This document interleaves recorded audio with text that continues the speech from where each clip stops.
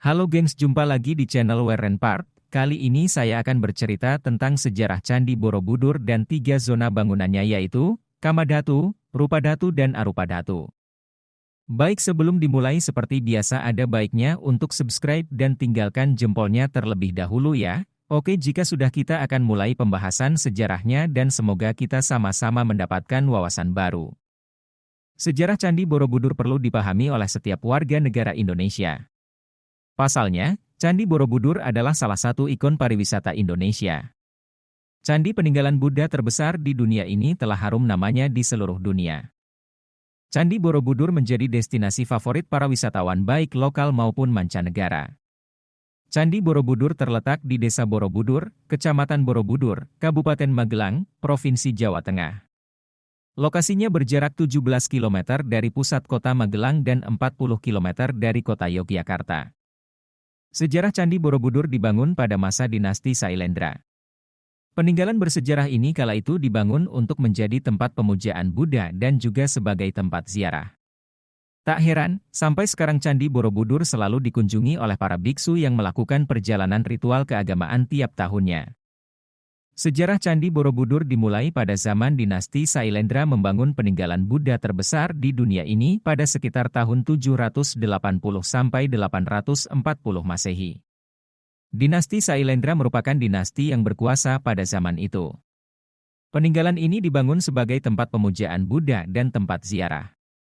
Tempat ini berisi petunjuk agar manusia menjauhkan diri dari nafsu dunia dan menuju pencerahan dan kebijaksanaan menurut Buddha. Candi Borobudur ditemukan oleh pasukan Inggris pada tahun 1814 di bawah pimpinan Sir Thomas Stamford Raffles. Area candi berhasil dibersihkan seluruhnya pada tahun 1835. Selama restorasi pada awal abad ke-20, ditemukan 2 candi yang lebih kecil di sekitar Borobudur, yaitu Candi Pawon dan Candi Mendut yang segaris dengan Candi Borobudur.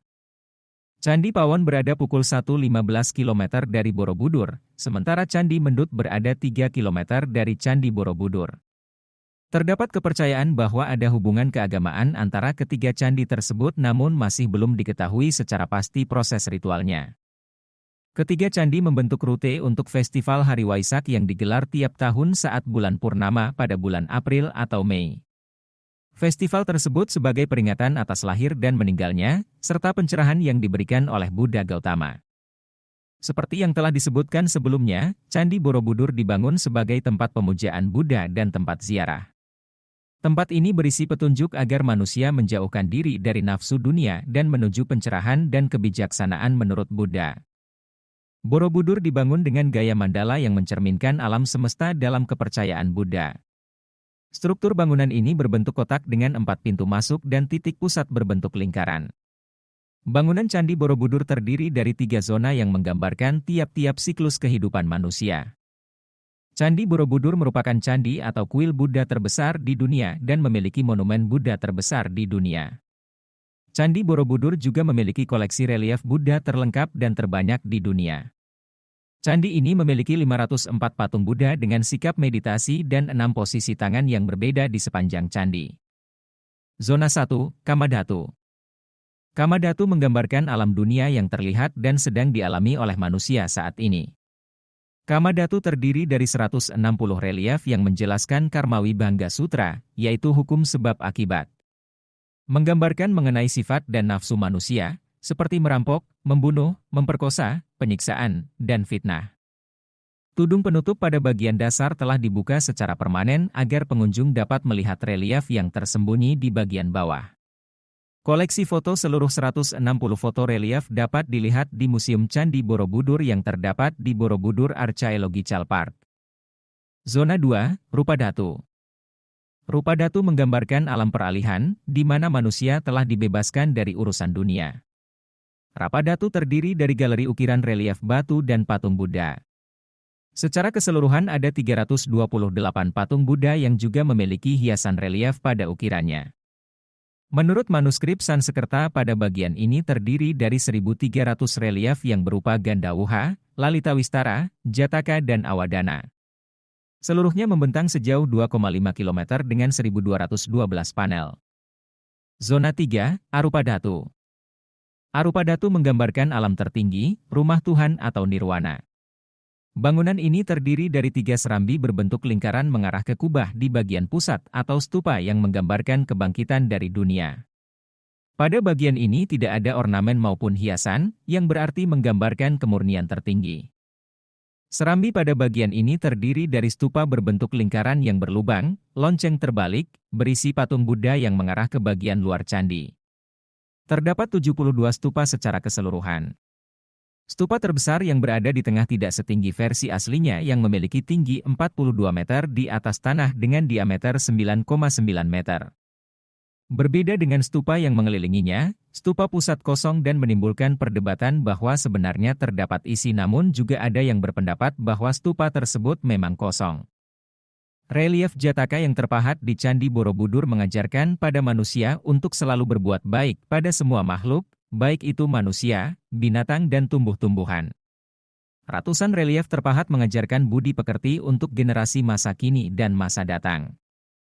Salah satunya adalah relief yang mengisahkan tentang burung pelatuk dan seekor singa.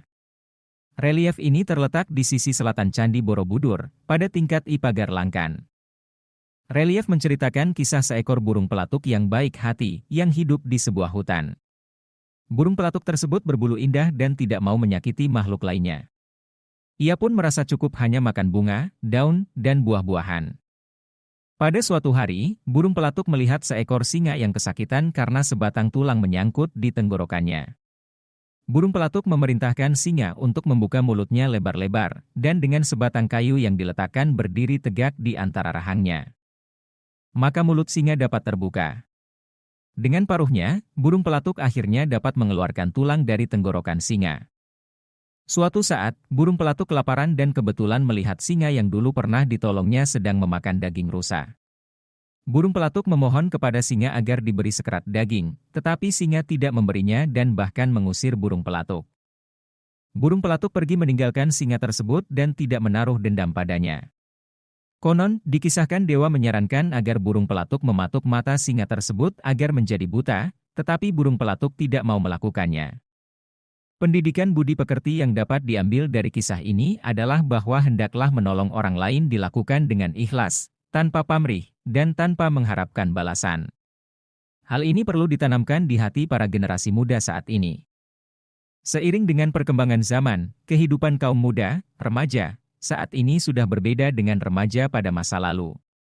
Pada saat ini, remaja banyak dipengaruhi oleh perkembangan zaman dan iptek, sehingga terdapat perbedaan dalam perilaku yang timbul dari remaja tersebut. Perubahan perilaku tersebut sangat memprihatinkan apabila dibiarkan akan tumbuh manusia yang memiliki sifat yang tidak baik. Kondisi seperti itu sangat membahayakan bagi kelanjutan bangsa Indonesia di masa mendatang. Baik, pembahasannya cukup sampai di sini ya gengs. Jangan lupa untuk subscribe dan tinggalkan jempolnya untuk info update terbaru. Terima kasih.